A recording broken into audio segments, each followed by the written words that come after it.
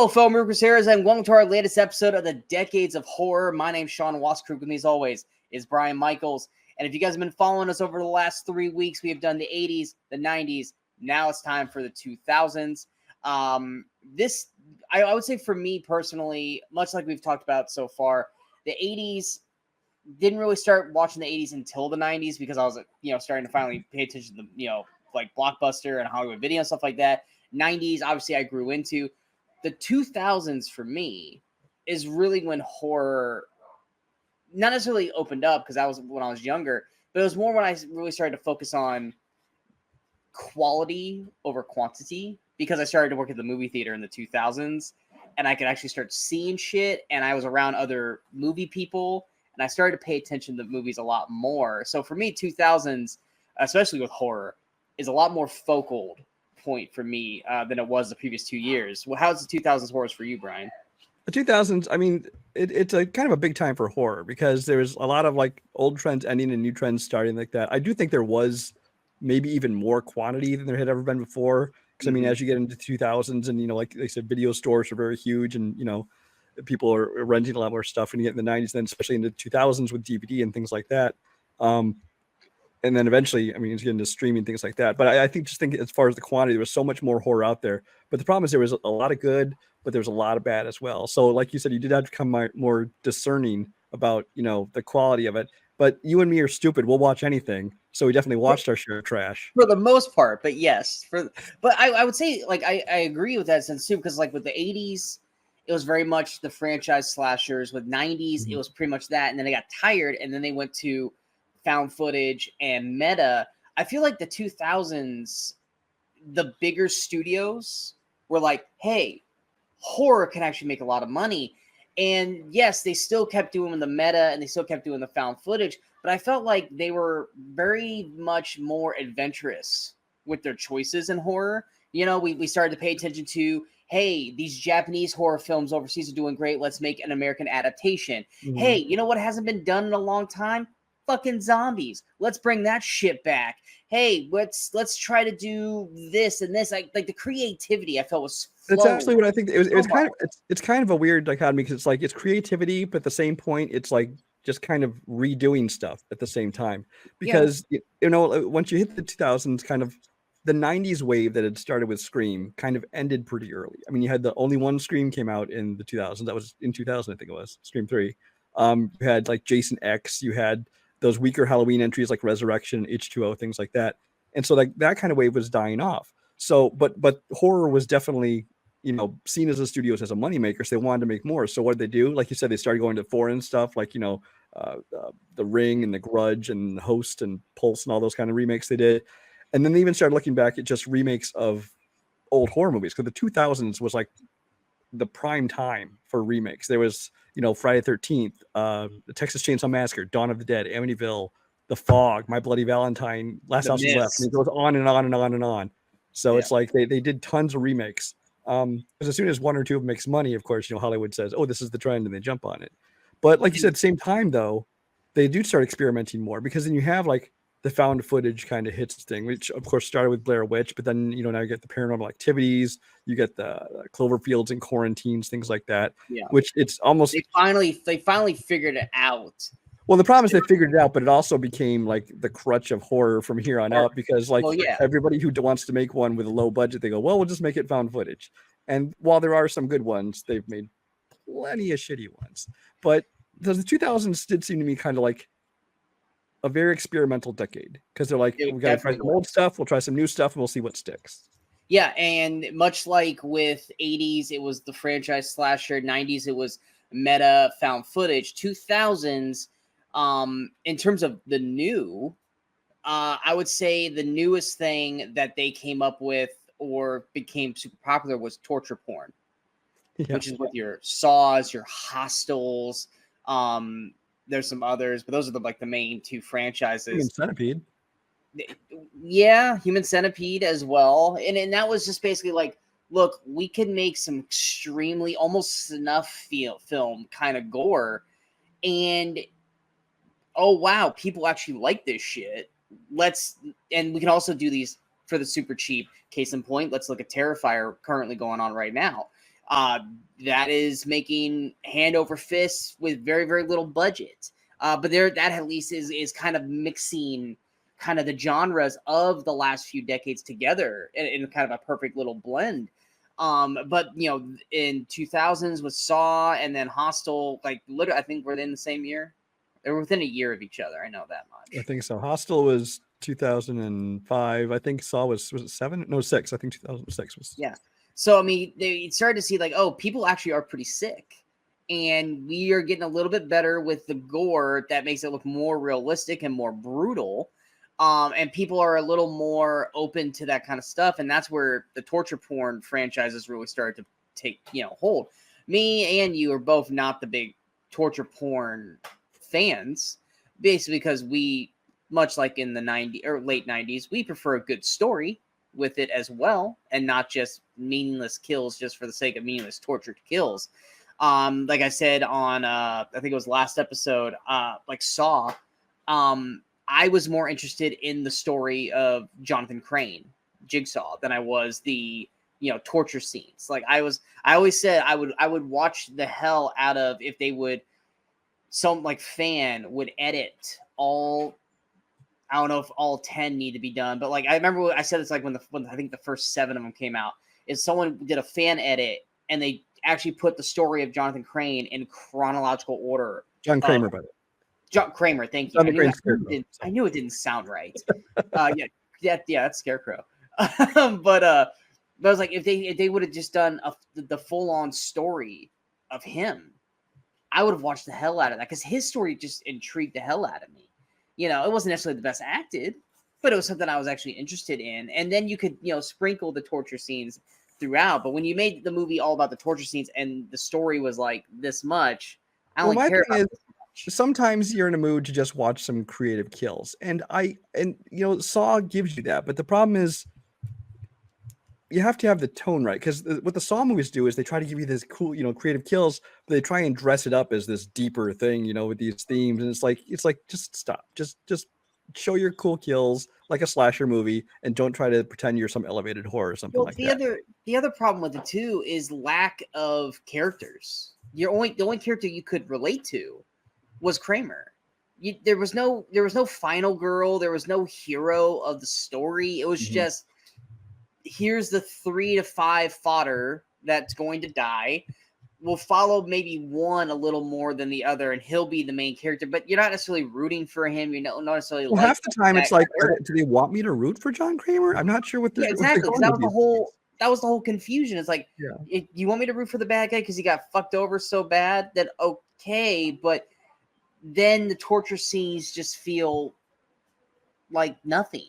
It's like a bad Michael Bay movie. It's like, ooh, okay, here's the 15th explosion in the last 2 minutes, but how's that any different than the 14 I saw before? If they mean something when these explosions happen, so oh wow, that was amazing. But if you're just gonna go boom, boom, boom, boom, boom, boom, it's a fireworks show. They all look the same after the 5th one.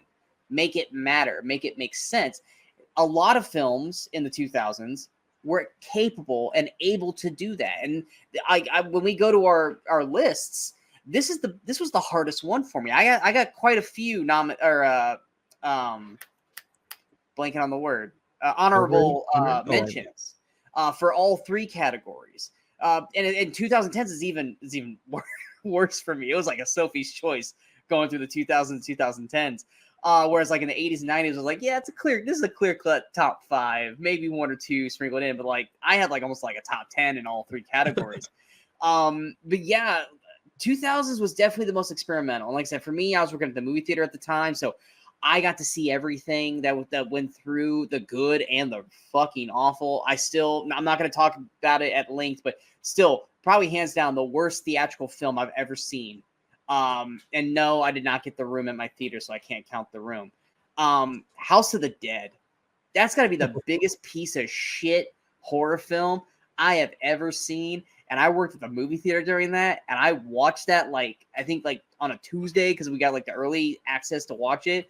And I turned that into a fucking Mystery Science 3000 while watching that movie. Well, didn't you make me watch that for Weekend Crusaders? Yes, I did. So that way you could feel my pain. And I remember being so excited for that whole stupid, because we had the video game in the arcade room. And I was like, oh, and it was like, oh my god. So it's like, yes, there were all hits in the 2000s. There's some Blair Witch 2, Book of Shadows, another one. That's one of the like worst films I've ever seen. Granted, by today's standards, there's a lot worse movies, but like when I think of movies that I just outright versely hate, those two immediately pop in my brain, and those are horror. But yeah, like I said, but there are some really good horror movies in here and some favorites of ours. One of them in particular is one that you and I watch every Halloween that we're going to talk about. Yes, it is. And because it's not Michael Myers, it's another special character that we're going to talk about. But sticking with the bad, let's go to our overrated movies of the 2000s. For me, I've got 6 honorable mentions. Well, no, not 6 honorable mentions. I'm sorry, I got 6 total. So I got 3 honorable mentions, and like 3 actual, film. How many do you actually have? I only put 3 on my list. So why don't you go ahead and knock out your honorable mentions first? All right. So these two, my 5 and 6, they go together because, and this kind of goes in the, they're not torture porn, but they're like snuff film-esque kind of Terrifier, but they're so fucking atrociously bad. And the only reason why I fixate on them is because my best friend, Ryan, not Brian, but Ryan, is a huge fan of the director. Not because of his movies, but because of his music. And that's Rob Zombie's House of a Thousand Corpses and The Devil's Rejects. These 2 movies are complete and utter dog shit, but there's this group of people who actually enjoy these movies. And I will call you a fucking liar to your face if you are not just saying that because you're a fan of Rob Zombie. Because it's not the acting, and it's definitely not the fucking story, and the kills aren't inventive. These are just shit films. And I'm going to newsflash to you too. The Halloween ones aren't good either, but they're better than this at least. I hate Rob Zombie as a director. Love his music. Really enjoy Rob Zombie as a singer. I cannot stand watching his fucking movies. And anyone who couldn't until you saw the masterpiece that was The Munsters. Worst movie of the year for us too, as well. So like it even when you try to not go horror, it's still dog shit. Rob Zombie's best film was the first Halloween, and even that still sucked. I will say that there are plenty of people who agree that this is dog shit, but within certain circles, absolutely overrated. You'd be surprised how many people I've had to have arguments with about these 2 movies in general because they try to claim. I will say I'd rather watch those than like the last. Well, not the last, but then probably half the regular Halloween movies.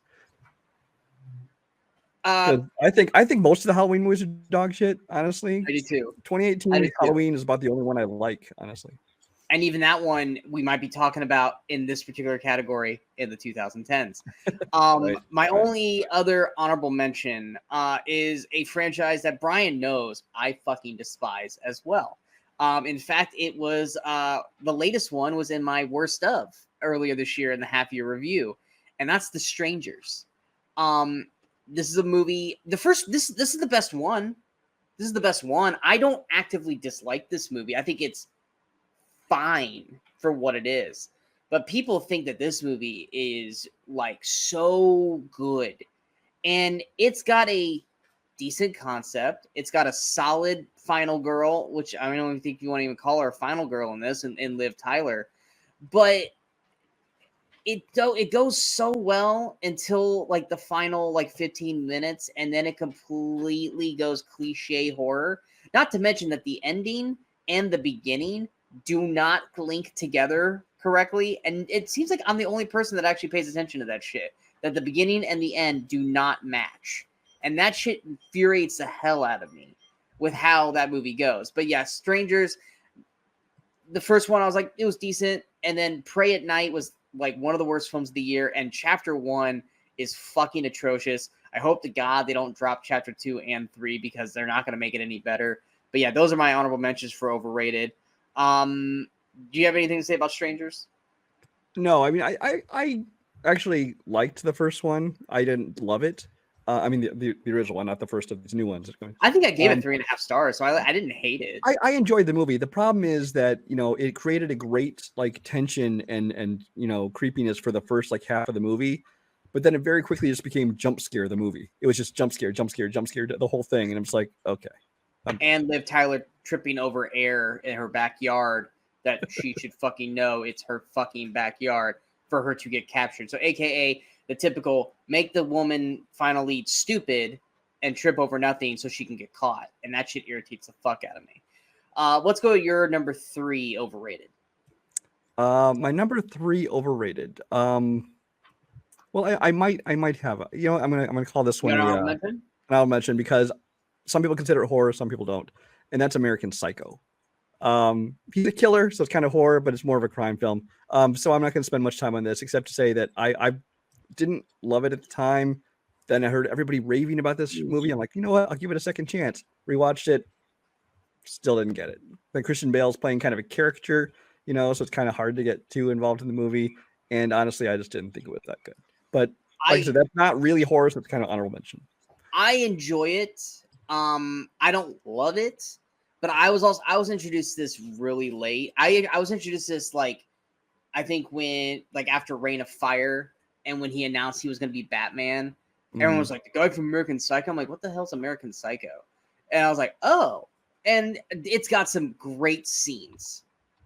I will say that it's got great scenes, but also falls apart at the end.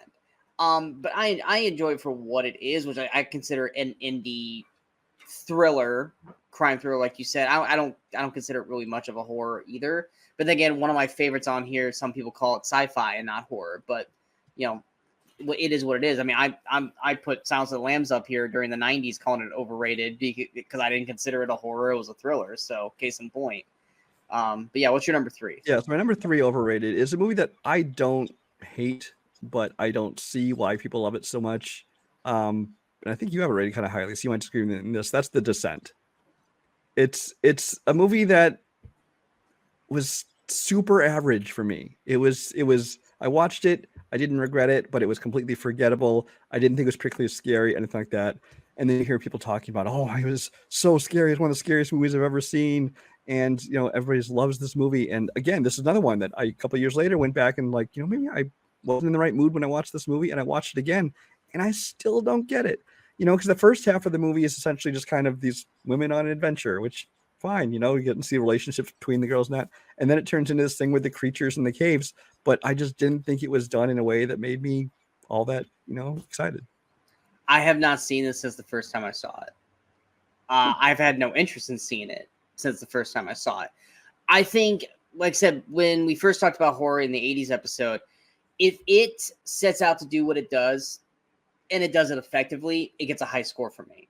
It does, much like The Thing. Doesn't mean I loved it.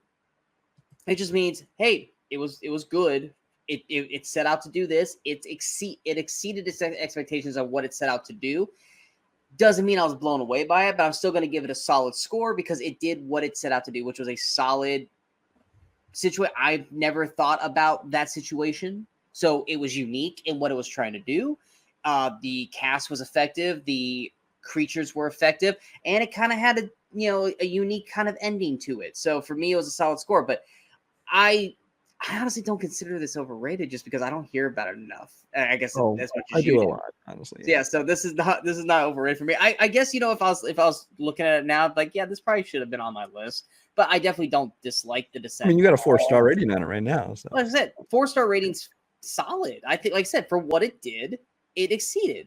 But it wasn't something that I would be like, if someone goes, "Who else does that?" I'm like, it's good. And that's fine. This is all about opinions. What's your number 3?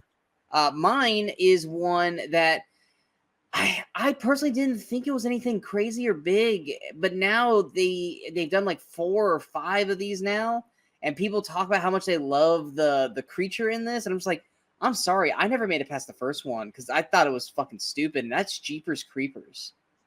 Oh. I've never been a fan of Jeepers Creepers. I don't know what it is. I really enjoy Justin Long as an actor, unless he's doing horror. I hate Justin Long in horror movies. I don't know why he chooses to always want to be the most hateful motherfucker in every horror film, but I always just want him to die. And at that time, I love Justin Long so much that I got pissed off when he died that he wasn't like the final guy. What the fuck is the Jeepers Creepers character name? What is he? He's not. I'm blanking on what the actual creature's name is. Oh, like the creature? I don't know. I'll try and find it. But I know it's not Jeeper Creeper. I know it's not that. But I've never been a fan of the setup of it. I've never liked it. Honestly, you know what it comes off looking like? A average episode of Supernatural. It's the Creeper, by the way. It's the Creeper. Okay. Jeepers Creepers reminds me of an average episode of Supernatural, but Supernatural does it better. You want to know why? Because I've seen the same fucking movie done on like 5 episodes of Supernatural. It totally does. Now you say that, it totally does feel like just like an R-rated episode of exactly. And I've seen them do it better. Why? Because they know how to do it better. And I don't understand why people fucking love this franchise. Like they've done like 4 or 5 of these, and I'm sorry, they're not good. So why are we continuing this? But yeah, Jeepers Creepers has always been one that I'm just like, ugh, every time I hear about it. Yeah, I think I know the first one I saw and thought it was whatever. The second one I saw, but I don't even remember it. I never saw 3, and they just released the 4th one this past year, like a one-night event. And actually, I will say that one universally everybody said is dog shit. So at least people are learning their lesson finally. No, they won't. They'll do another one like in a year or 2 for like super cheap, and they'll just keep kind of like when Chucky. We thought Chucky died, and then they like had Curse of Chucky and Cult of Chucky, and then we got the Chucky series. Like if it's cheap to make, they're gonna keep making them. But hey, the Chucky movies weren't. We're gonna keep making them to one of them works again. There you go. Yeah, the Chucky movies weren't that bad, which was shocking. It was like those ones should have actually went to theaters. Well, they were. It was like Child's Play, and then 2, and then 3, and then you had Bride and Curse of, which kind of brought up Cult. Whichever one came first. No, it was Bride and Son of Seed of Seed. Yeah, Seed killed it, and then like Curse and Cult like was like, hey, we'll just make ones. I'm like, these aren't bad, guys. And then we got the TV series. Oh no, we got the remake. Then we got the TV series, which just ended at, I think it's 3rd and final season. But yeah, what's your number 2? Oh, my number 2. Sean knows this is on my list. It absolutely deserves to be on the list. And I have a couple things both on this list and my other lists that are kind of representative of the entire franchise. But I'll go with the first one on this because that's the most praised. This Paranormal Goddamn Activity. There is not a single scary moment in any one of these films. It's a whole lot of watching like home camera footage of people just going with their lives, and about every 10 minutes, like, ooh, a door shut. Oh my God, that's so scary. Oh, that lamp turned off. I better go clean my pants because I just shit them. It's just, I mean, there's nothing scary in any of these movies at all. And I sit through these things, and I think I only sat through. I think I saw the first one, was bored out of my mind, decided to give the second one a shot. I don't know if I ever saw 3 and beyond, because I think I just gave up on them. Like these, it's just shit. But this first movie especially is one that people like tend to praise, including Sean. He'll give you the counterpoint on it, I'm sure. And if it works for him, good. I'm glad he enjoys them. But for me, overrated as fuck. I will be talking about this later. So I'll let Brian have this for now, and I will be talking about this a lot later in the episode. So put a pin in that one for now.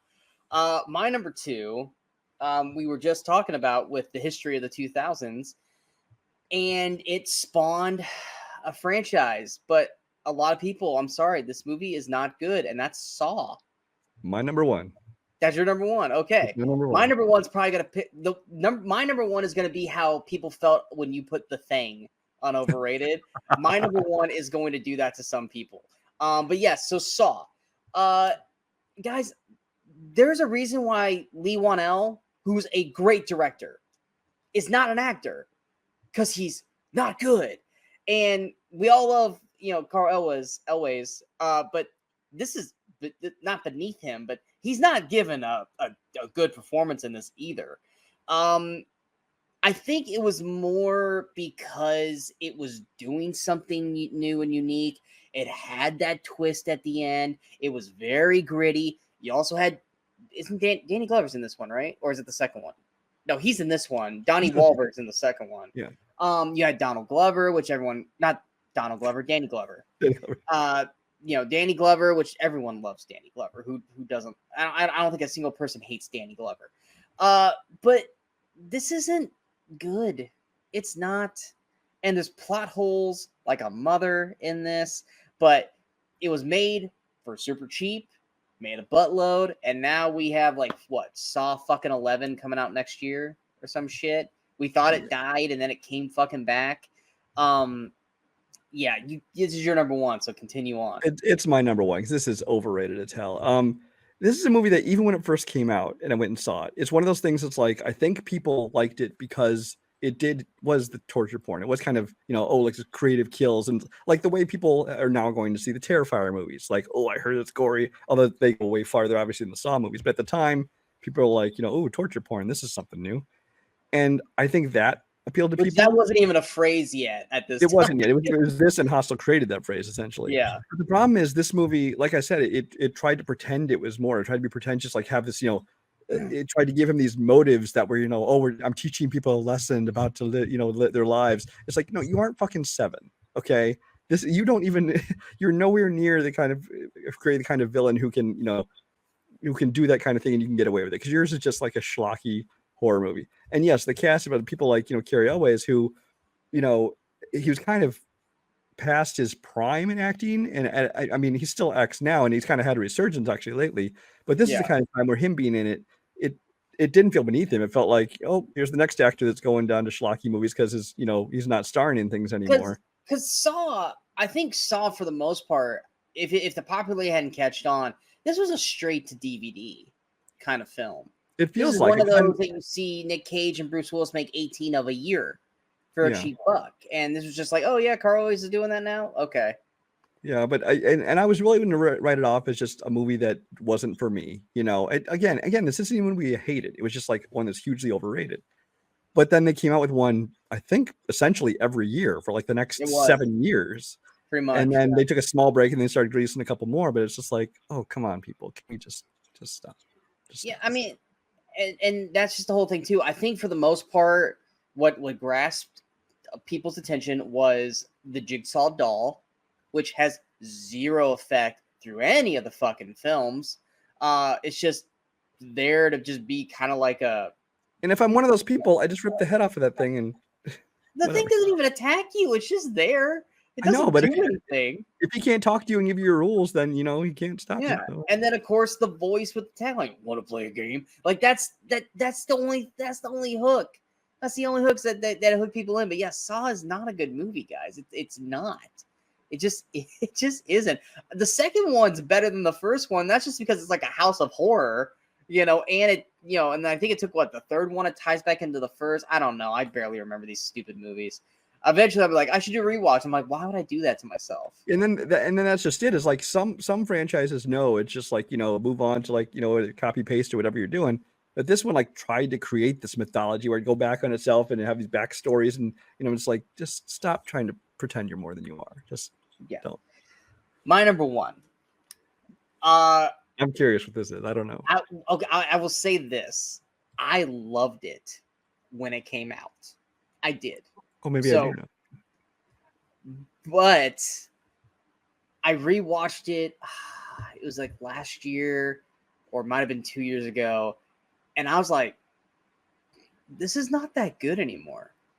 Like, I'm starting to see all the cracks in this, and outside of like a few good scenes, like everything else about it is just not that entertaining, and the characters aren't that likable, and the ending sucked and everything like that. Where do you think I was going? Because you said you think you know what it is. I want to see if you guess it before I give it away. No, I go ahead. I don't. You don't have it? No. Zack Snyder's Dawn of the Dead. When it first came out, yes, this was awesome because I think it was this in like 28 Days Later. Was that around the same time? This was 2004. 28 Days Later was 2002. Yeah, so I mean, you had like, oh, fast zombies. That's so cool. That's and all this kind of stuff. So with Dawn of the Dead, I mean, it was at the time. Yeah, that was really cool. It's fast zombies. You got an okay cast. I mean, Ving Rhames and Mekhi Phifer were probably the two biggest fucking names in the movie, I would say. Now you got Ty Burnell from Modern Family, but no one knew who Ty Burnell was at the time, and no one knew the rest of the cast for the most part at all. They were like TV actors for the most part, and yes, you do have that awesome opening scene with the little girl in the house. That's a fantastic scene. Which I will still say that's the best marketing I've ever seen. I remember that was the first time I ever saw it. It was on USA Network, like 2 days before the movie opened. Oh, you didn't see it in theaters? Yeah, I did.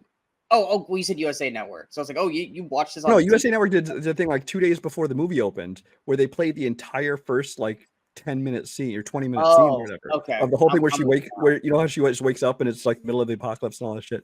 Yeah. And it's just like that, and we're like, this looked fucking awesome. We got to go see this movie. And I thought that was brilliant marketing on their point. Sorry, go ahead. No, continue. You were continuing, then I cut you off.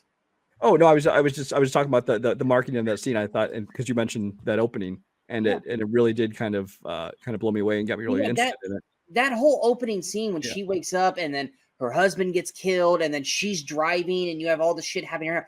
That perfect. It's great. Once we get to the mall, I'm sorry, there's not a single fucking likable person in that mall. There's typecasts. You have Mekhi Phifer's character, who honestly has probably one of the dumbest fucking like stupid decisions in the movie. Then you have like the girl and the dog, like that. There's just so many stupid things that are happening in this. And granted, Walking Dead does some stupid shit, but at least there, like it felt earned or it made sense because we were lived in with the characters for at this point.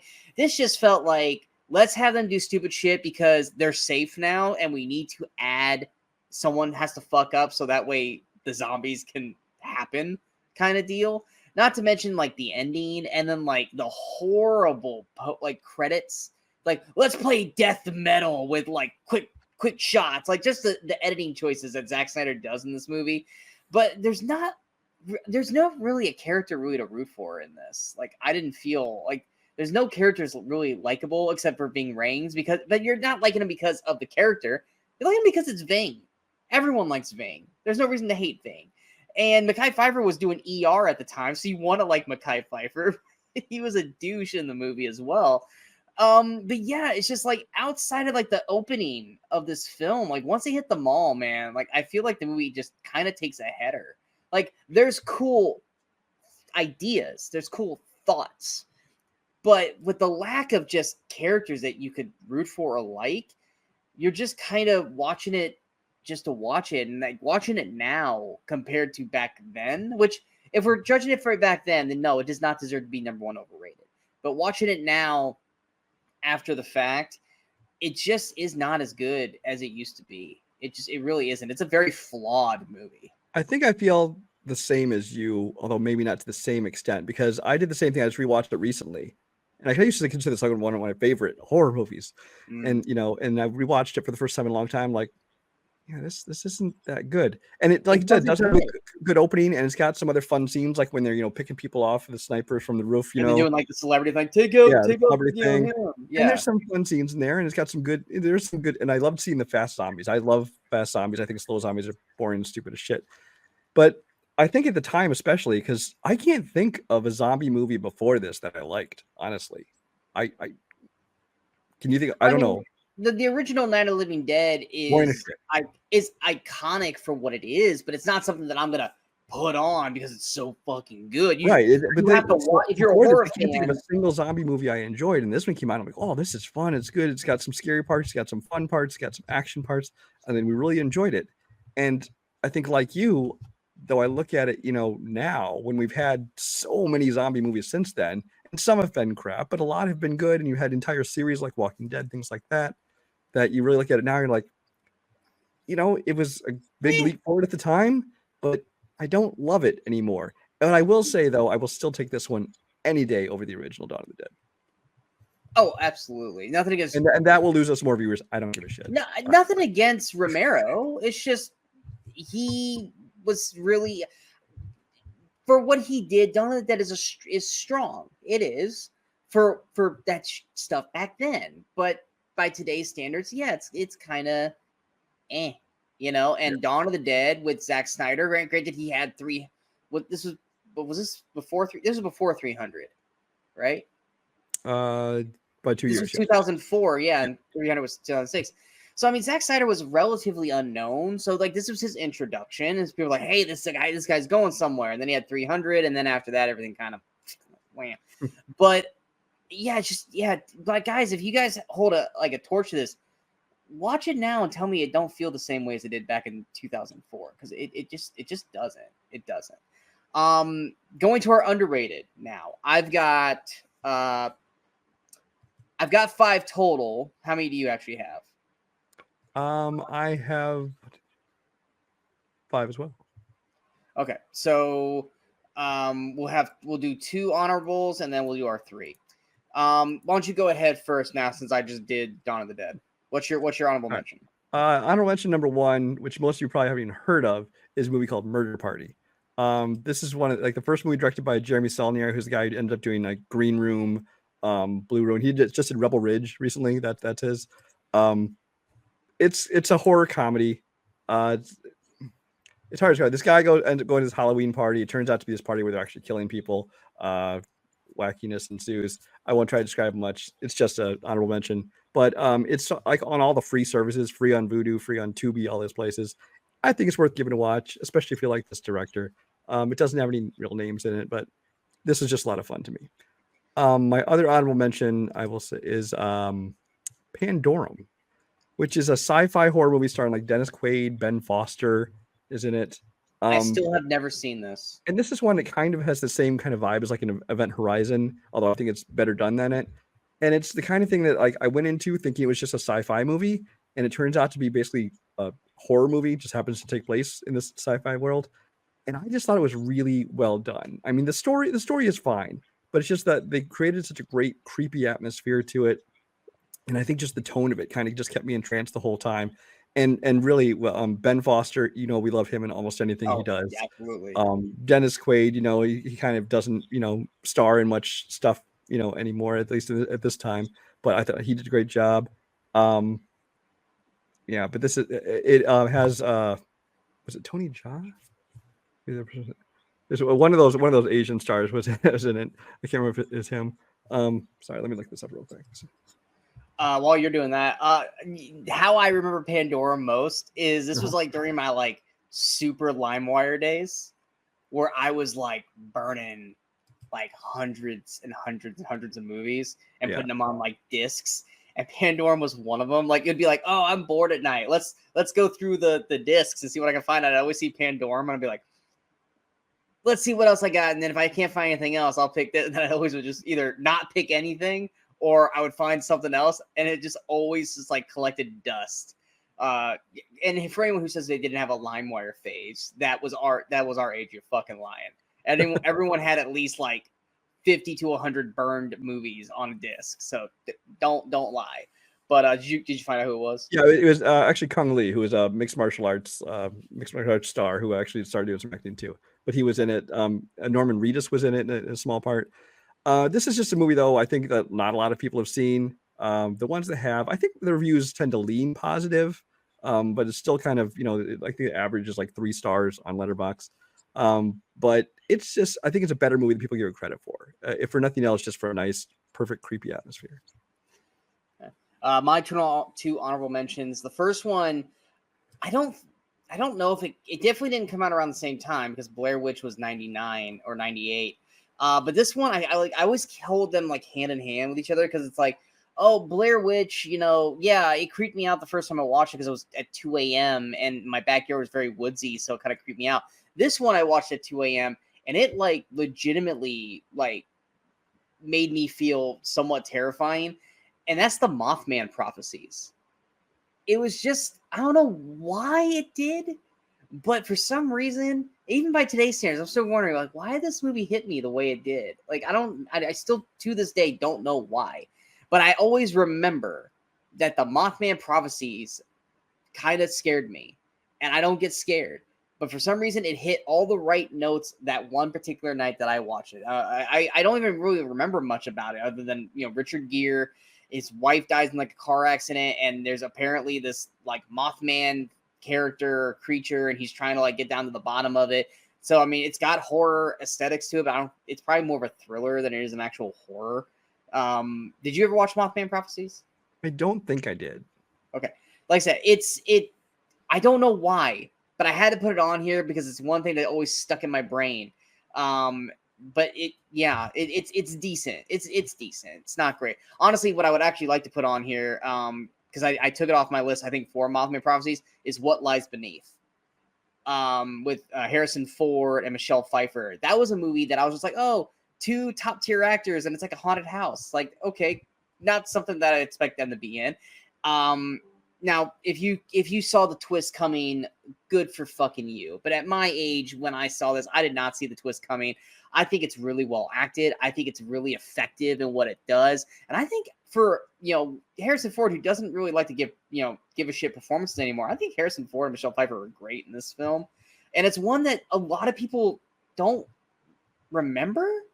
Like, sometimes it feels like a fever dream that this movie actually exists, because I feel like I saw it in theaters like the opening weekend, but I've never seen it since then, so I honestly remember very little about it. I didn't see it in theaters, but I watched it I think I rented it on DVD when it came out, and I just remember going like, this is really good. How come no one else is talking about this movie? And even by today's standards, either you know it and you really enjoy it, or you've never fucking heard about it. So little sixth honorable mention there, just because I don't really have much to say about Mothman other than it scared me when I was younger.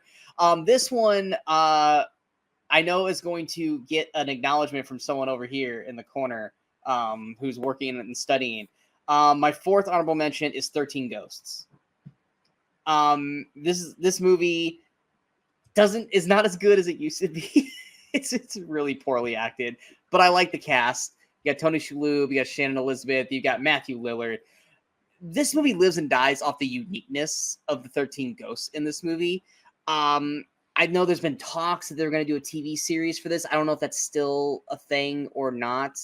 But I wanted so badly to learn more about the individual ghosts. I mean, each one, you remember. I can't right now because I haven't watched them in a while. But like, you remember the names of the ghosts. The what? Yeah, you had the Juggernaut. You had like the Creeper. You had the one that everyone remembers which is the woman for many reasons. Everyone remembers her. The boy and you had like the camp kid with the arrow in his head. They all looked great. Yeah, the torso. Thank you. See, I'm getting it over here. She's naming them all like bam, bam, bam, bam. But yeah, 13 Ghosts is one. I think for the most part everyone liked because of the uniqueness of the ghosts. But the movie's not really that good, But it was very much a 2000s horror, like very much MTV 2000s, where it's like kind of almost a little bit idle handsy. It's like it's not great acting, but you're still gonna enjoy it as you're watching it. Like it's like eating fast food. It's not good for you, but it tastes good going down, so you're gonna watch it. That's how I felt about 13 Ghosts. So those are my honorable mentions. What's your number 3? My number 3 is one of the many remakes that came out. Wes Craven remake for Last House on the Left. This is a movie I think that largely kind of people just ignored or forgot about because, again, it was just one of a billion remakes that came out during this time. It didn't have any big names, and I mean Garrett Dillahunt, who we love. We love Garrett Dillahunt. Yeah, he's in there, but playing a bad guy. And this is about the same time he was, also on Raising Hope. So it's kind of a, kind of that. I love being able to see two sides of him at once. Tony Goldwyn, Monica Potter, Sarah Paxton, Aaron Paul is in there, yeah. But he wasn't really anybody yet. Aaron Paul wasn't anybody yet. Yeah. So there weren't any big names, and so I think it got largely overlooked. But this, I think, as far as the remakes go, is one that not only is far better than the original that Wes Craven made, but I just think that it's a great horror movie just in its own right.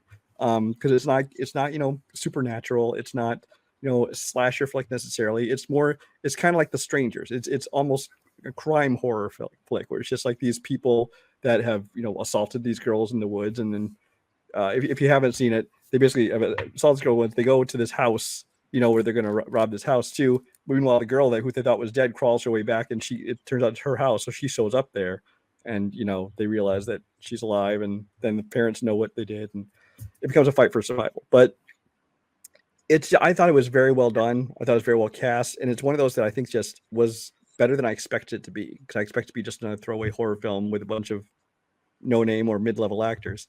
But I really enjoyed this one. I can't for the life of me remember if I've seen it or not. I want to say I did, but I don't remember any of it.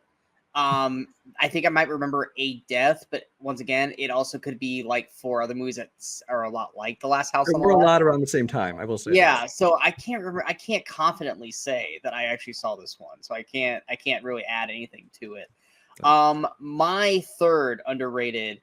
A lot of people love this or shit on it, and I am fully love this movie. And the only reason why it's not in my top films of the 2000s is because the other ones are just better films.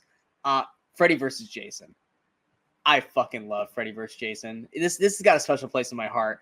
This is one of the few movies that when I was in theaters watching this, I stood up and clapped when this movie ended because I was so happy with what they did. Because this movie just didn't seem like it was ever going to happen, much like Alien versus Predator, but this one was actually good. It's got the cheesy writing. It's got the shitty acting. But damn it if Freddy and Jason were not fucking amazing in this movie. I loved the story that they did with those two. I'm still mad that we never got a Freddy versus Jason versus Ash movie, which I thought was going to be fucking amazing if we had gotten it. I loved when they finally let them go after each other because it felt very much like a pro wrestling match. You had like the luchador, which was Freddy, and then you had like the giant, which was Jason. I loved the fighting choreography they had. I love that they basically brought the brutality into it. I love that I do think they should have had definitive winner, which obviously it's like, oh, Jason won. It's like, not really. But I enjoy the hell out of this movie. I like the color palette they chose for the movie as well. I like how they used the greens for Jason and obviously the reds for Freddy. I really, really love this. And the lead, Monica something. Monica Keener or Keenan? Keena. She didn't really turn out to be much after this. I think she had like Man of the House. The only thing I saw her on was Dawson's Creek. So yeah, but I really liked her in this. And then you had Jason Ritter's kid. No, Jason Ritter is the kid. Jason Ritter is the kid? John Ritter is the dad. John Ritter's the kid. Yeah, Jason Ritter, he's decent in it. There's just certain actors in this that we always see in things. We're like, oh, that guy. There was the Jay ripoff. The guy who was basically trying to mimic Jay from Jay and Silent Bob, which I thought was funny. I love Freddy vs. Jason so much. It's a guilty pleasure movie. I had the soundtrack. Like I love this movie so much that I listened to the fucking soundtrack of this. That was such a soundtrack of its time too. Oh, yeah. It so was. You listen to it now, you're like, oh, this takes you back. Yes, it does. Freddy vs. Jason is a movie that I think that I liked in concept more in execution. It's like I enjoyed the movie, but it's like everybody in their mind over the years had built up what Freddy vs. Jason movie would be. And to be fair, it never could have lived up to people's expectations. Oh, never. But it did. It got pretty damn close. I just feel like this was kind of like the most mediocre story they could have come up with. Now, the story they decided to go with, they at least did make it fun. And like the fight scenes and stuff were actually enjoyable, which is the important part. So. Oh, yeah. What was your number 2? My number 2 is my second remake on this list. Also of a Wes Craven movie, I think. It's The Hills Have Eyes. The Hills Have Eyes is a movie that it's almost the same thing as Last House on the Left. It's a movie that maybe a lot of people who aren't hardcore horror films don't know the original one. It was another remake that got pumped out in the middle of the 2000s. It's got a whole cast of people who maybe their faces look familiar, but there aren't really any stars. I mean, the biggest name they were pushing at the time was Emily DeRaven because she was she was in Lost at the time. Lost, yeah. Aaron Stanford's in there. Ted Levine from Silence of the Lambs and stuff. He was in there. But other than that, there's not really any big names in this movie. But this is another one that it blew away my expectations for it. It could have easily just been some crappy cash-in horror remake. But I thought it had great style to it. I thought it was very competently filmed. I think the cinematography in it was good. I think it created kind of that creepy vibe and kind of the tension and the the horror of like what's going to happen, because you have these these mutants essentially chasing after them. And I just really enjoyed this movie, and it's I think the first movie I saw from the director's Alexander Aja, who did like Crawl, he did High Tension, Horns, a bunch of other good movies, but most recently Never Let Go, but I haven't seen that one yet. But yeah, this is another one that just blew away my expectations, and I think that a lot of people just overlook it just because it's not as well known. I have not watched this, I think, since it first came out, and what's most memorable about it for me was that for some reason, to this day, I have not gotten an explanation. This is the one movie that my, horror bro, Ryan, could not finish. He got it, the scene where they're like in the trailer and the baby. For some reason, that scene sets him off, and he's like, I can't watch this anymore. Well, it is because this is a movie kind of, and this came out the same year as Saw, I guess, but it was, I don't know if it came out before or after Saw. But it was pushing some limits of what squeamish people would want. Because I mean, there's one, I think they're trying to basically sexually assault the one girl, and like she's resisting, and so they point a gun at her baby and basically say, I'm going to shoot your baby. And it's like a lot of people are like, whoa, what the hell is this? Well, yeah, and like I said, that was what it was like for him, because I remember he's like, can we like either fast forward or stop it? I'm just like, are you fucking with me right now? And he's like, no, I'm like being legit serious. I'm like, of all the shit that we have watched through the over 10 plus years we know each other, this is what's bothering you? You have a kid, maybe? Does that bother him? I don't know. I don't have an explanation of it. He's never given me an explanation. But that is how I remember this movie. It's the movie that Ryan, we had to fast either. I can't remember, we fast forwarded or just straight stopped it, and I've never watched it again. And that's why it just remembers it's the one movie that Ryan couldn't finish. He may have finished it now since then, but I just. Yeah, I remember every time I bring that up, he's like, nah, man, no. And I was like, I still don't know why this bothered you so much. What's your number one? Yeah, I mean, I have the DVD downstairs. I just have never really. The sequel, actually, there was a Heels Have Eyes 2, a sequel of the remake. It wasn't terrible. Wasn't it's because of the first one, though. Most of them aren't. Yeah. My number two is one that we both like.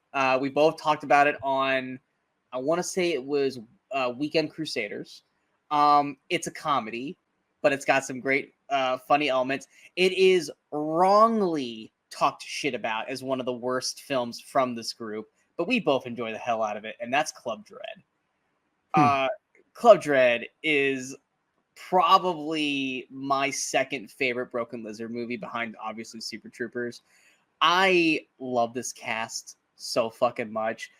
There are still lines from this movie that I quote to this day. I can never meet anyone with the name Penelope without going Penelope.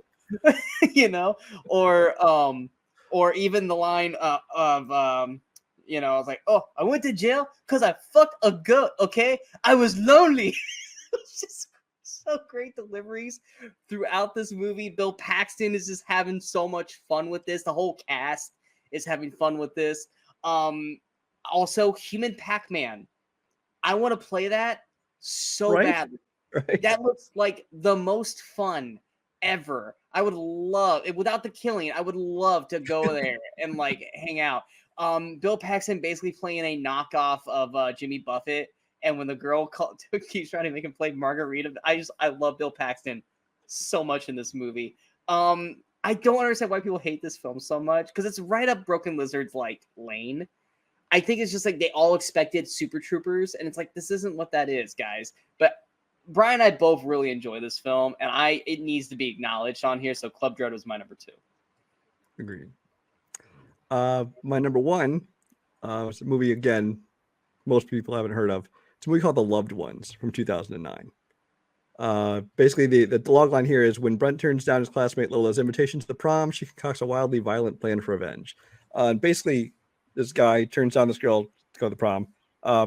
So she and her dad end up kidnapping the guy, taking him to her house. They're going to have her own little personal prom, and they're torturing the guy. At times, they got him tied down. They're using a power drill on him and things like this. And it's a movie that I thought was just straight to video junk. I just saw it listed one day. I'm like, why not? I'll check it out. I think a friend of mine actually recommended it to me. He goes, hey, this is pretty good. Check it out. And I really enjoy this. It ended up rating like 4 stars on Letterboxd. And actually, notable names in it. There's not any names in it. I think the one person I recognize in it is the girl who played Sonya in the new Mortal Kombat movie, and she was also in the Meg and some other stuff. Otherwise, I know who you're talking about. I don't really recognize any other names. The main guy apparently he was in a couple of the Twilight movies. He was in Elvis, the new movie, but I don't know who he was in that. Okay. So there's really no names in this movie. But it's a movie that I would recommend checking out. Again, all my horror movies I picked today are more like, horror crime, no supernatural, no monsters, no things like that. But it's just a really good kind of a thriller. I think it's pretty original. The director of this also directed a movie called The Devil's Candy, which is another horror movie I'd actually call underrated. I'd make it the honorable mention, I guess. It stars Ethan Embry. I recommend that one as well. But yeah, this is the one I just want to put on people's radars because most people haven't even heard of it.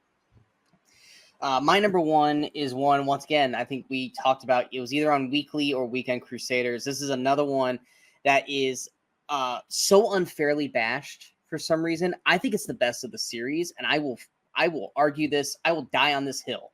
This is like my Age of Ultron dying on the hill thing for this franchise. They did a remake, and everyone shit on this remake. But guess what? It's better than all the ones that was done before, and that's Friday the 13th, 2009. That one is fantastic. It's the best Jason, not counting Freddy versus Jason. It's got a great cast. Jared Padalecki from Supernatural. The rest of the cast around him is solid. This Jason is actually fucking terrifying because he's fucking fast and he's smart. He's got tunnels. Like, everything about this Jason is like, okay, this is a Jason to actually be scared of.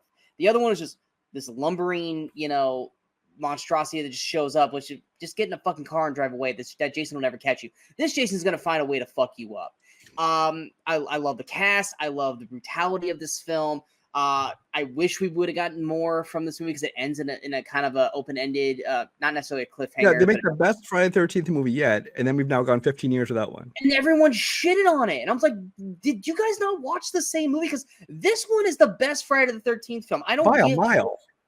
Not even, yes. And we're going to talk about another one that was a remake. I definitely will be. That was a remake that everyone also shit on. That is the best one ever. I don't get why everyone hated this movie. This is definitely the best one and so unfairly, brutally talked shit about. But yeah. Friday the 13th, 2009, leagues and leagues better than obviously A Nightmare on Elm Street 2010, which is probably why it got, because they just did them both way too close, and that one sucked and this one was good. I don't get why people hate this movie. Going to our top films, how many do you have for the top? I have 2 honorable mentions and then 5. Okay, let me blitz through my honorable mentions so I can get them out of the way because I've got more. Like 20 of them. I'm not. What's that? You should probably have like 20 of them. I got 9. I'll blitz through them fast. 9. First 9 total or 9 honorable mentions? No, 9 total. Oh, okay. I thought you meant 9 honorable mentions. So 4 honorable mentions. Okay. Number 9. If we're talking about iconic films of the 2000s horror, even though this is technically a remake, the uniqueness of it when it came out, because a lot of us didn't see the original cut, The Ring. Very well done, very well shot. I still, to this day, have not seen Ring You, so I can't say if it's better or worse than the original version. I think Naomi Watts is great in this. Samara became just a terrifying girl, and stuff for black-haired, skinny girls to dress up as for Halloween for years and years to come. I really, really liked that film for what it did, so it deserved to be on my honorable mentions. Number 2, sticking with horror comedy, Zombieland.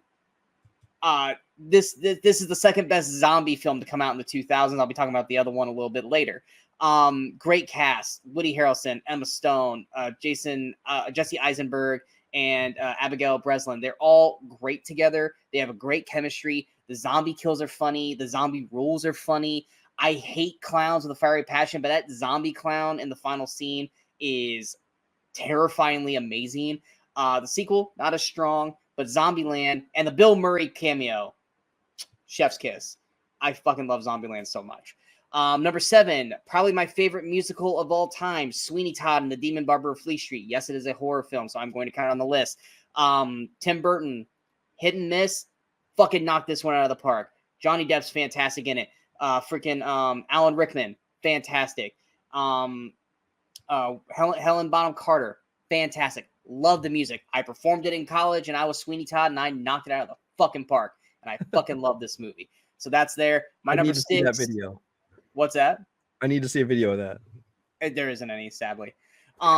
Number 6. I just said this when I talked about Friday the 13th. My last honorable mention: Texas Chainsaw Massacre 2003. This is the best one by a mile.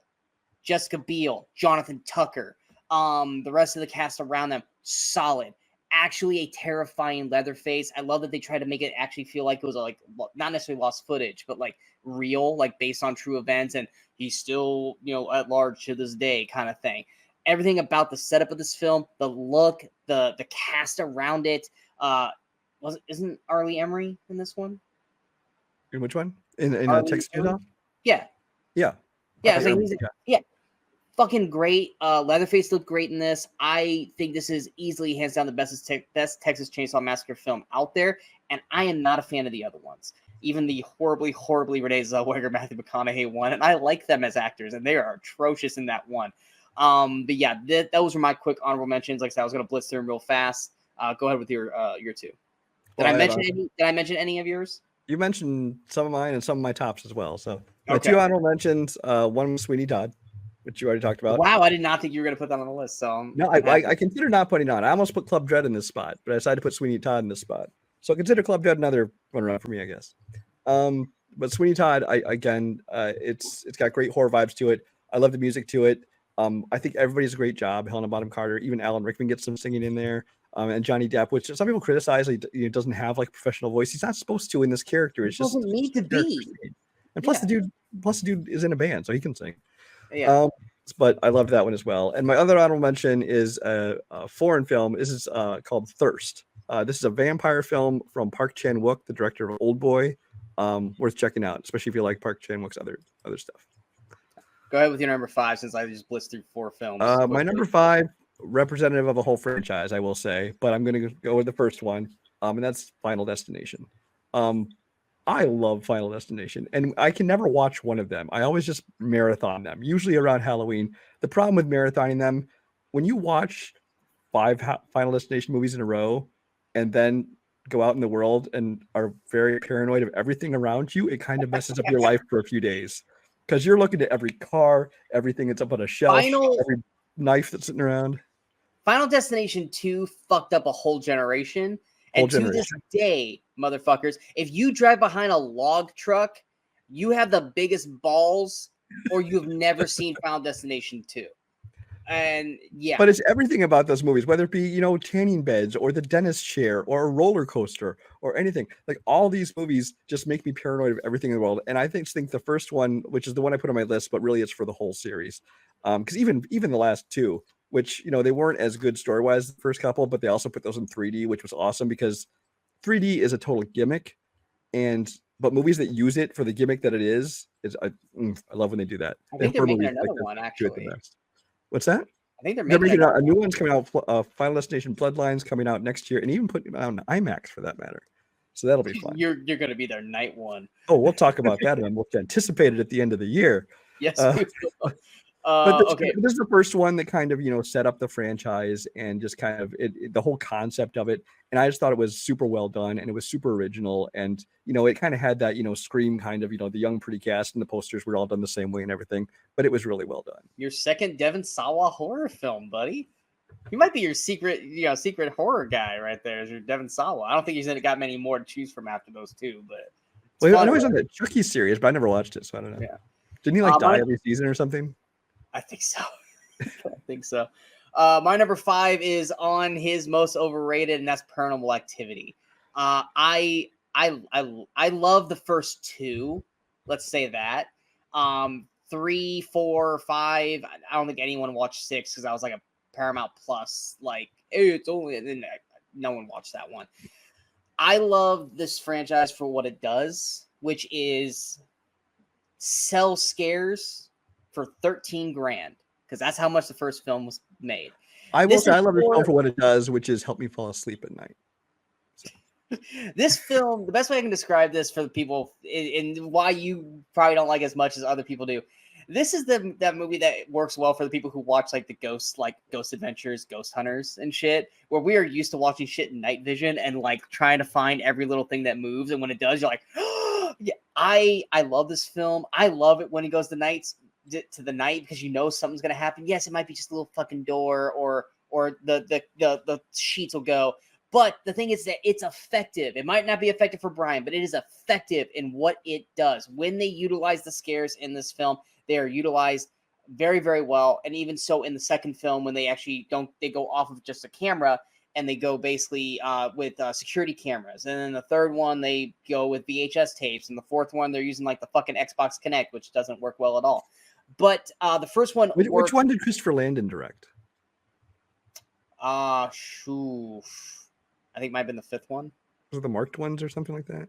That's the fourth one. I was almost curious to watch whichever one he directed just because I like him, but that's the fourth one, and that's the one that goes the furthest away from the main story because it's like not anywhere near the connective tissue of where the first one is, but then they tie it completely in at the very back end. It's like, oh, so it is connected.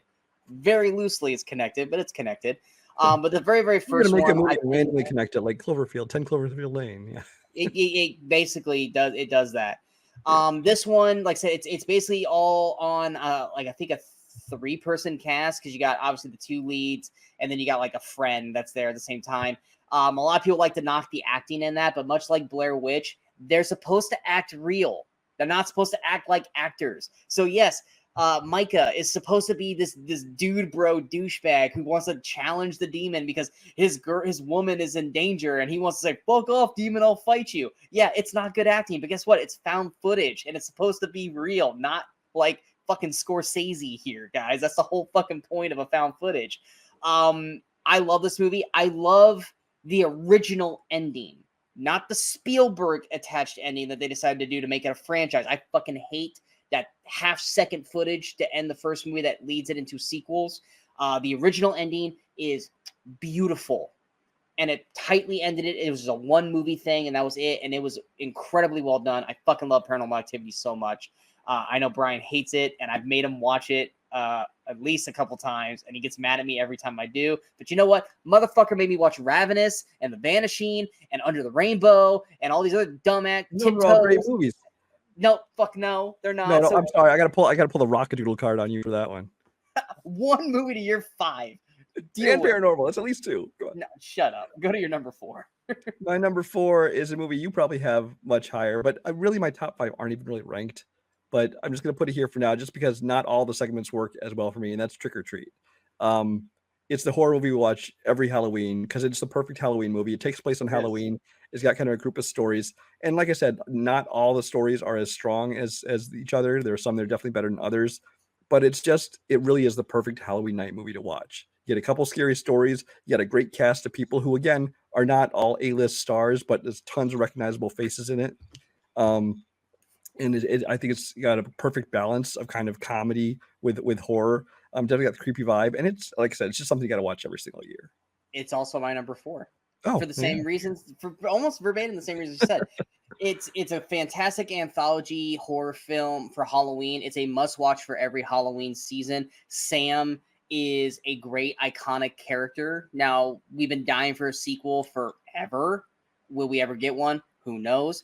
Like you said, not every story is as effective as the next. There's not some great acting in it, but it's memorable. And that's the great thing with horror films. They don't have to be great acting. They just have to be memorable. Case in point, Paranormal Activity. And Sam and the rest of the cast for this movie left a memorable impression to the point that Brian and I have to watch it every Halloween. And that's why Trick or Treat deserves to be watched and beloved and seen by all every Halloween season. That was my number 4, so you go with your number 3. My number 3 is you already mentioned it in your I don't mention that Zombieland. Zombieland is again a great horror comedy, which you'll find we've seen in my previous list. I tend to lean a lot more toward horror comedies for the most part on my lists, not completely, but I do enjoy this quite a bit. Is this a movie that came out of nowhere? I didn't think I knew this movie was coming out until I saw a trailer, which in this day and age, usually you hear about everything beforehand. And all of a sudden, like, oh, there's this new movie coming out called Zombieland. Director I'd never heard of. I thought it had great style to it, right from the opening credits throughout the whole movie. I loved the way this thing was done. I loved the tone of it. I loved the way they had the rules that they pop up there. Jesse Eisenberg, I think, did a great job as kind of that neurotic kind of nerdy lead character, and then you had a great kind of foil to him with Woody Harrelson. I thought that, you know, he's somebody who honestly he's pretty fun in every movie he does. But I think that his personality, especially when you put him up against Jesse Eisenberg, and then you kind of find out his backstory and stuff too. It's like the character's a lot deeper than you expect. And of course, you got Emma Stone in there, which is the first movie that you realize Emma Stone's actually really smoking hot. Like, she was cute. And this was like, oh my god, she's actually fucking sexy. Because like, you know, I'd probably seen her in like the, you know, the House Bunny and things like that, and it didn't even pay attention to her. It's just like one character in this movie. Then kind of the first place you really noticed her was in Superbad, because she had a major role there. And then she did this, and you're like, yeah, she's hot and she's talented and she's funny. That's what I love about Emma Stone, is she can do everything from drama to comedy and everything. The music. But really, it was a lot of it for this movie for me was about the tone of it. I think they found the perfect tone. It was original. It was funny. It was creative. It had a great visual flair to it, and it was just really well done. My number 3 is, and I said this earlier with the found footage. It was rough in the 90s, but it was effective because it was new. They finally figured out a way to make this thing work masterfully. Paranormal Activity, technically, yes, is found footage, but it also is a stationary camera, so it's good. But it was mastered with Cloverfield. Cloverfield, the marketing behind Cloverfield. Hey, let's drop a random trailer for a movie that no one's ever heard of with no name in front of Transformers that throws the Statue of Liberty's head down the street. And we ain't gonna give you anything fucking else. That's the movie. The hook was brilliant. Oh, wait, and it comes out in like 3 weeks. What is this? Cloverfield is a masterpiece in what it sets out to do. I just watched this again recently. It is, to this day, I think it is one of my favorite films. I love how this movie's shot. Yes, it's crazy. It's hectic. You get maybe dizzy and nauseous watching this, but you know what? That's the fucking intent. Say what you want about TJ Miller. TJ Miller is fucking great in this movie. And when I met him, like, he thought I was going to praise like How to Train Your Dragon and Silicon Valley. I was like, no, dude, Cloverfield. And he was like, oh, wow, thanks, dude. You know, this is back before everyone hated his guts. But I still love everything he does. I don't care. Well, this is before he like made everyone pissed at him. Like, this is before Deadpool and everything. He like came into like Best Buy when I was working there, and he was doing like the comedy show, and I was just like, hey, man, I love doing Cloverfield. I think the cast is Lizzie Kaplan. I love her as well. The monster, 2.5 minutes. That's how much he's on screen time. And just like Jaws, that was all that was fucking needed. Because when he showed up, fucking chaos. I still, to this day, one of my favorite, I would show this, but I couldn't, I had to like mute the vocals. The scene where they're walking down the street and the Cloverfield monster shows up and then the fucking army comes in. That is one of the best surround sound demos. The utter chaos of that moment with the rocket shooting by, it's chef's kiss. The scene when they go down into the train station and you have the little Cloverfields or whatever you want to call them down there. Everything about this movie is so fucking well done. And so quick, in and out in under 90 minutes. I love this movie so fucking much. That's why it's my number 3. Yeah, I enjoyed the movie quite a bit, and like you said, it was a marketing genius. I also had the biggest crush on Odette Eastman after this movie for years. Who didn't? I think I should credit as Odette Annabelle or something like that. But yeah, my number 2 is you already mentioned it as well. I'm actually surprised it didn't make your top. That's Texas Chainsaw Massacre. This is because you know what my top 2 are, and you know why. Like I said, this list was hard, dude. This is maybe the best horror remake ever in terms of how much it improved on the original, because the original one is all the old ones, not very good. Yeah. This one I thought was intense. It was scary. It looked great. It had a great atmosphere to it. The kills were brutal. The acting was good. You know, Jessica Biel, who, you know, I never really paid attention to because I didn't watch, like, you know, the TV show she was on, stuff like that. I thought she made a great final girl and looks great in a white tank top, by the way.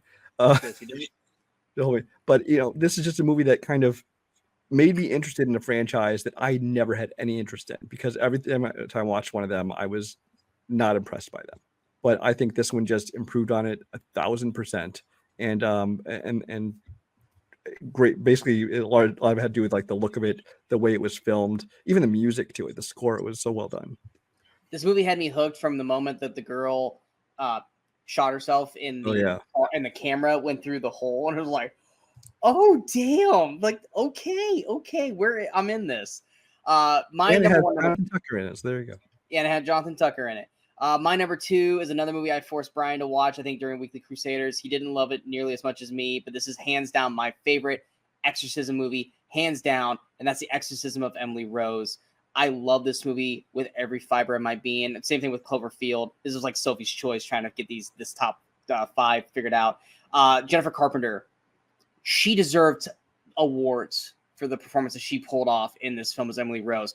The way she contorted her body to make you believe that she was possessed is mesmerizing. How well she does in this movie. Laura Dern is great in this. Oh God, blanking on his name. The priest. Tom Wilkinson. Thank you, Tom Wilkinson. I love this movie is a horror film, but also a courtroom drama, and they made sure that they meshed them well. I also love that they did not show you the things that certain people saw that other people didn't see to make it feel that much more real with the aspect of it. Like there's one point where the one dude sees something scary off, across the street, and he ends up like getting hit by a car. You never know what he saw. You never see what Tom Wilkinson sees when he gets terrified, or Laura Dern. I love that they didn't force that through to make it feel more real, because the only people that know what they really saw were those characters. You didn't have to be shown that. I love that they trusted the audience that just know that whatever they saw was something terrifying. And like I said, Jennifer Carpenter's performance in this is hands down one of my favorite horror performances. I will talk about probably my number 1 favorite horror performance in 2010s, even though it's another movie that Brian fucking hates. But yeah, Exorcism of Emily Rose, hands down, beats the ever-living shit out of The Exorcist. And anyone who says The Exorcist is better than Exorcism of Emily Rose does not know a good movie to kick them in the ass. And Brian will at least agree with me on that, because he knows. I did not love this movie nearly as much as Sean did. The performances were great, and there were things about it I liked. Didn't love the movie as much, but most movies are better than The Exorcist, I will say. Exorcist Believer was better than Exorcist. Oh, I wouldn't go that far. I think you would go that far. Well, I wouldn't go that far, but yes. What's your number 2? My number 1? Or your number 1. Yeah, your number 1. Which I want to say our number 1 is probably be the same thing. My number 1 is Shaun of the Dead. And that's my number 1, Shaun of the Dead. Yeah. As far as horror comedies that go, this one is pretty much perfection. I mean, this is a movie that, unless you watch the TV show Spaced, you didn't really know who any of these people were. You didn't know. I never saw it, so I did not know Simon Pegg or Nick Frost. You didn't know Edgar Wright, but this put them all on the map. And of course, we all went back and most of us went back and watched that show and saw that show as brilliant. And you kind of see the bones of what became Shaun of the Dead. Of course, and they went on to obviously make the Rest of Cornetto trilogy, which I enjoyed both of those, but not nearly as much as this one. I think again, this one, it has the perfect balance of comedy and horror. Obviously, it leans far more towards the comedy side. But I just thought that the way they did it and the sense of humor was something new and original. It wasn't trying to be like a zany, slapsticky, like scary movie kind of comedy in terms of horror, but it wasn't trying to be just mainstream horror with a couple jokes in it either. I just thought that it had the perfect balance to it, and it really was just introduction to this whole cast of people who we've now, loved and everything since then. I mean, not just the leads, but down to, Martin Freeman and Rafe Spall and some of these other people who you might not know as well. Bill Nighy was even in this movie, which I don't think I knew who he was at the time until, after this, did like Pirates of the Caribbean, things like that. And Edgar Wright, actually. And Edgar Wright especially, I think is as much as I love Simon Pegg, Edgar Wright is essentially the star of this movie. His unique style and the direction and the way he filmed things, the way he edited things, it got copied, ad nauseum for the next decade after this. But it still is just his own style that I think was what really makes this movie what it is. Yeah, this just to double down on what you said, this movie is near perfection when it comes down to horror comedy. We said that we didn't love, or you didn't love, slow zombie movies, but this is your number 1, and that's because the heart. Because it's not really trying to be scary. It's not, but it has scary moments. It's like one of those things where it's like, yeah, you have your funny moments, like when the zombies and they're just throwing the records at her, and it's like, oh no, I want that, But then you have those moments where like they're ripping apart David, and it's like, oh shit, like they know when to hit you with those beats. But the other thing too is like, yes, it's a comedy and you're laughing, but by the end of it, you actually cared about everyone. Like that moment when Sean loses his mom. Like that was a very well done moment, and the point with David when he was just like, you know what you got to do, and like that was a very heated exchange between them. Nick Frost and Simon Pegg's chemistry together is amazing. You believe their friendship. You have fun with their friendship. Just like normally, like the kind of dry British humor doesn't really work for me, but it worked here. I love this film so much. I don't know how many times I joke, you know, hey, what do you want to do tonight? We'll just go to the Winchester and we'll just wait it out. and the people who get it laugh, and the people who don't, I'm like, I feel sorry for you. This whole movie is very quotable. It's very quotable. I still think one of the biggest laugh out moments for me is when Sean thinks he's too cool and he goes to hop the fence and the fence falls over. And he just loses all of his cool in that one moment. Nick Frost is the ultimate like dumbass in this film who just doesn't understand the situation that he is in, who will still play like a fucking game when they have to be dead silent and not understand that he just fucking killed everyone. I love also how it ended and just like how like the world like kind of turned itself back around and like they're now using the zombies for like extreme sports and now like love connection shit with the zombies. Like everything about it is just it's humorous as hell. He's got Ed living in his shed. And he goes out to play video games with him. Yeah, like I love everything about this movie. It is a near perfect film. And that is why it's both our number one. I think that's I think every decade we both have had the same number one. Did we? Yeah, we had Aliens, we had Scream, and then this. So we are. Well, we have 2010s keeps up the trend. Yeah, I don't think we'll have the same 2010. I think you like my number one, but I don't think you love my number one. And I love my number one. I don't know. I have no idea what your 2010 is going to be. But that's the 2000s, guys. We hope you guys enjoyed this episode. If you guys did, hit that like, share, and subscribe button to the channel so you guys stay up to date with all the latest videos pop up on the Movie Crusaders. And of course, you're going to follow us on all the social media you see below. Sorry if we were blitzing through these, especially me, but we are short on time, so we were trying to get this in before someone has to go to work. But let us know what in your comments below. What was your favorite horror movies of the 2000s? Are you guys mad that I put freaking Dawn of the Dead overrated? It doesn't mean I didn't like it. It's just it's not as good as it was. Let us know in the comments below. Like I said, next week we'll be coming out with the 2010s, continually going with the decades of horror, letting us know how the transition shifted from where we were at now to then, as well as our most overrated, underrated, and top films of that decade. Out right now, we have the non-spoiler and spoiler review for Terrifier 3, one of our most anticipated films of the year, and our review for another anticipated film, Saturday Night. Both of those are definitely must-watch reviews from both of us. We definitely go into detail, especially with Terrifier. We dissect the shit out of Terrifier 3. Coming out this week, we have Smile 2, which I don't think either one of us is really going to go see. Shadow Strays, did that come out yet, or is that coming out Friday? Tomorrow. Well, tonight. Much tonight. Yeah, so Brian definitely will watch that. We also have Anora, the Woman of the Hour. Woman of the Hour. Anora, actually, I think it's only New York, LA. I think it's like October 31st for the rest of the country. The Woman of the Hour is Netflix. That's coming out, yeah. Yeah, and then we also got Goodrich with Michael Keaton and Mila Kunis. I don't think any of those are necessarily something that we're going to really be rushing to watch this week, so we're probably not going to have really any reviews this week. You guys probably won't be back until next week with the 2010s episode. But next week, we've got Conclave and Venom, The Last Dance, which I know both of us really want to see Conclave. Neither one of us are really super excited for Venom, but it doesn't mean that we probably still won't see it. So we might have reviews for that, but check back here next week for the 2010s. And like I said, episodes 1 and 2 with the 80s and 90s are out right now, so check out that as well. But we are the Movie Crusaders. I'm Sean Wascrew. That is Brian Michaels. And until next time, in case we don't see you, go watch the movies, go have some fun.